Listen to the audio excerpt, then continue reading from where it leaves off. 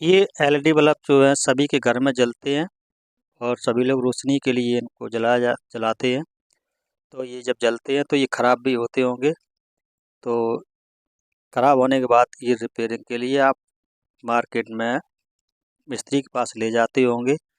तो आज हम आपको रिपेयरिंग करने का तरीका बताएंगे कि इस बल्ब को कैसे रिपेयर किया जाता है। तो उसी को हम रिपेयर करके एक बल्ब को हम दिखाएंगे कि रिपेयर कैसे करेंगे। तो सबसे पहले एक एक हम होल्डर ले लेंगे। ये होल्डर सीरीज बोर्ड से कनेक्ट है, इससे मैंने सीरीज में बनाया है। एक इसमें 100 वाट का बल्ब लगा के तो इस तरीके से हमने इसको बना लिया है।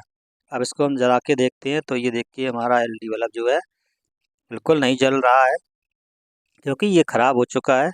तो ये नहीं जलेगा।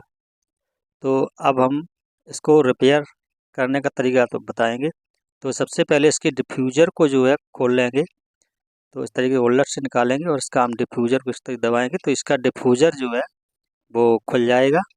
और इसके बाद फिर हम इसको लगा के चेक करते हैं कि ये हमारा, देखते हैं हमारा कितना जलता है। तो इसको अब सबसे पहले हम इसको चेक कर लेंगे कि हमारे इसमें करंट आ रहा है कि नहीं। तो इसमें करंट आ रहा है। तो इसके बाद अब हम ले लेंगे मल्टीमीटर। ये अब हम इस बल्ब को इसमें लगाएंगे और लगा के फिर हम इसे चेक करेंगे। तो मैंने डिफ्यूज़र खोलने के बाद इसे चेक किया तो इसमें बिल्कुल ही करंट, ये एलईडी एमसीपीसीबी जो है बिल्कुल हमारी नहीं जल रही है। जो इस पे ऊपर जो लगी है छोटी छोटी एसएमडी, इसी को बोलते हैं एमसीपीसीबी। जो इसमें कुल एसएमडी लगी हैं तो इसी हम, तो इसके हम वोल्टेज को चेक करेंगे। तो इसमें वोल्टेज जो है, तो इसमें जो वोल्टेज हमारे अप डाउन हो रहे हैं, कभी बढ़ते हैं कभी कम होते हैं, कभी बढ़ते हैं कभी कम, इस तरीके से इसमें वोल्टेज आ रहे हैं। तो इसीलिए ये जो एलईडी बल्ब नहीं जल रहा है। तो इसके अब सबसे पहले इसमें 2 पेच लगे हैं, इन पेचों को खोलेंगे। तो इन दोनों पेचों को तरीके से खोल लेंगे स्क्रू ड्राइवर से। और इसके बाद हमने इसकी एमसीपीसीबी को खोल लिया। इसके अब कैप को इस तरीके से हटा लेंगे, ये जो हीटसिंक बोलते हैं इसे। तो इसको हमने खोल लिया है और इसके अंदर देखिए ये ड्राइवर इसमें लगा है। तो ये बस यही ड्राइवर इसका जो है ख़राब है। तो इस ड्राइवर को हम बाहर निकाल लेंगे और उसके बाद फिर हम इसे देखते हैं इसमें क्या क्या चीज़ ख़राब होती है। तो इस तरीके से हमने इसको अगर खींचेंगे तो इसमें तार जुड़े हैं। तो ये तो हल्के तार जुड़े थे तो मैंने इनको खींच लिया है। तो देखिए इस तरीके का ये जो है ड्राइवर सर्किट निकली है। इसमें कुछ एसएमडी कंपोनेंट लगे हैं एक साइड, और एक साइड कुछ बड़े बड़े कंपोनेंट लगे हैं ये। तो ये प्रॉब्लम देखिए इसमें एक ये 100 वोल्ट का जो कैपेसिटर लगा है ये फट गया है। इसकी जो नीचे साइड जो रबड़ लगी है वो फूल के उचक गई है। और इसमें जो एक इस तरीके से इसमें कुल फाल्ट हुआ है। ये एमओवी भी फट चुकी है इसकी। एमओवी का कुछ ज़्यादा काम नहीं है, केवल शॉर्ट सर्किट से अधिक वोल्टेज आने पर शॉर्ट सर्किट कर देती है, इससे कि आगे कंपोनेंट हमारे बच जाते हैं। फिर भी लेकिन ये शॉर्ट हो गई। तो इसमें देखिए कंडेंसर जो है, ये जो पोलार्ड कैपेसिटर है ये ख़राब हो चुका है। बस इसी के ख़राब होने से जो है वोल्टेज हमारे अप डाउन कर रहे थे। तो सबसे पहले इसकी हम एमओवी को भी लगा लेंगे और उसके बाद हम इसको नया कैपेसिटर लगा के फिर हम चेक करेंगे। इसमें ब्रिज रेक्टिफायर एक 4 टांग वाला लगा है। तो इसको चेक कर लेंगे मल्टीमीटर से।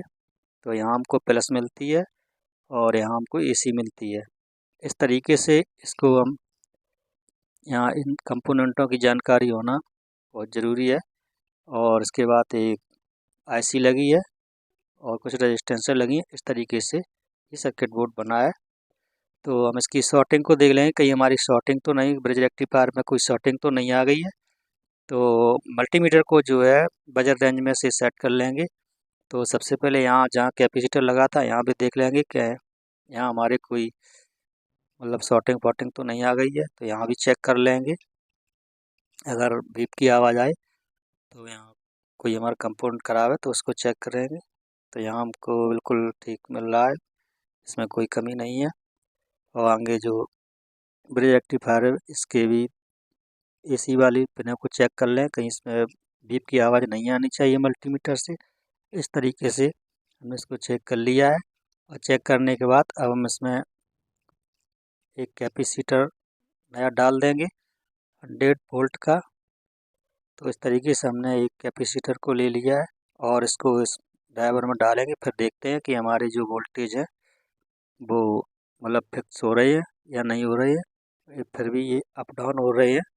तो सबसे पहले हम कैपेसिटर को डाल के इसमें लगा देंगे, लगा के फिर हम वोल्टेज को चेक कर लेंगे, जिससे कि हमारे जो वोल्टेज हैं प्रॉपर मिलने लगेंगे। तो हमारा ये मतलब ड्राइवर ठीक हो चुका है। तो इस तरीके से हमने इसको प्लस पॉइंट को प्लस पे लगा दिया, माइनस पॉइंट को माइनस पे लगा दिया। इसमें प्लस माइनस होता है, जिस साइड सफ़ेद पट्टी है उसमें माइनस का चिन्ह बना है तो वही हमारी माइनस है और वही पिन हमारी प्लस की है। तो इस तरीके में 220 की सप्लाई को सीरीज लैंप से लगा दिया है। और अब हम वोल्टेज को चेक करेंगे कि हमको यहाँ वोल्टेज समथिंग इसको यहाँ 120 के समथिंग मिलना चाहिए बगैर लोड के। जैसे MCPC नहीं लगी है तो ये 120 वोल्टेज सप्लाई देगा। और जब इस पर लोड दे देंगे, MCPC भी लगा देंगे, तो ये 80 वोल्ट पे रुक जाएगा, 80 वोल्ट निकलेगा। इस तरीके से हम इसके वोल्टेजों को चेक करते हैं। तो सबसे पहले हम 220 वोल्ट की सप्लाई देखेंगे, यहाँ 2 से हमको 220-30 वोल्टेज आ रही है, तो यहाँ ठीक आ रही है।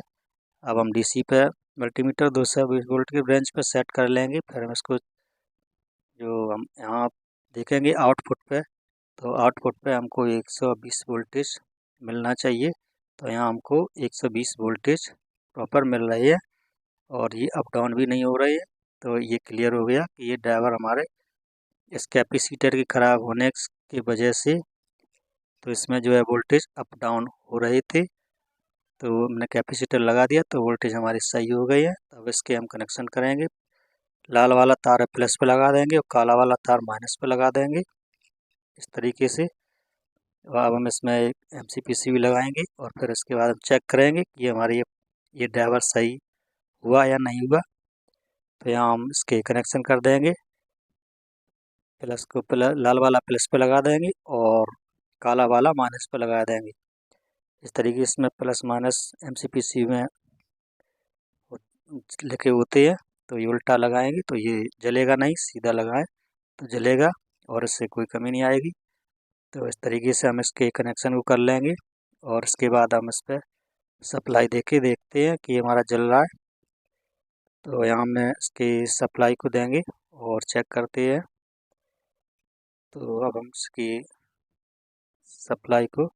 सप्लाई को मैंने दिया तो इसके देखिए ये हमारा जो है MCPC LED बल्ब जो है वो चालू हो गया है और अच्छी सी ब्राइटनेस आने लगी है। तो ये छोटी मोटी कमी है तो ये घर पे ही आप रिपेयर कर सकते हैं। तो इस तरीके से आप इसको रिपेयर करेंगे। तो यहाँ सबसे पहले वोल्टेज को ही चेक किया जाता है। उसके बाद अगर ये यहाँ वोल्टेज नहीं मिल रही है, अगर वोल्टेज आ रही है तो MCPC भी ख़राब है और नहीं तो इसका ड्राइवर ख़राब है। अब इसके हम वोल्टेज को चेक करेंगे कि अब वोल्टेज अब हमारी लोड पे कितने वोल्टेज आ रही है। तो यहाँ वोल्टेज हमको 80 वोल्ट देखिए प्रॉपर मिल रही है। तो यहाँ वोल्टेज हमारी क्लियर हो चुकी है, अप डाउन भी नहीं हो रही है। तो इस तरीके से जो है LED बल्ब की रिपेयर घर पे बड़े आराम से कर लेंगे, इसमें कोई दिक्कत नहीं होती है। तो ये बड़े आराम से हमारा बल्ब रिपेयर हो गया है। वीडियो हमारा अगर अच्छा लगे तो लाइक करें, चैनल को सब्सक्राइब करें।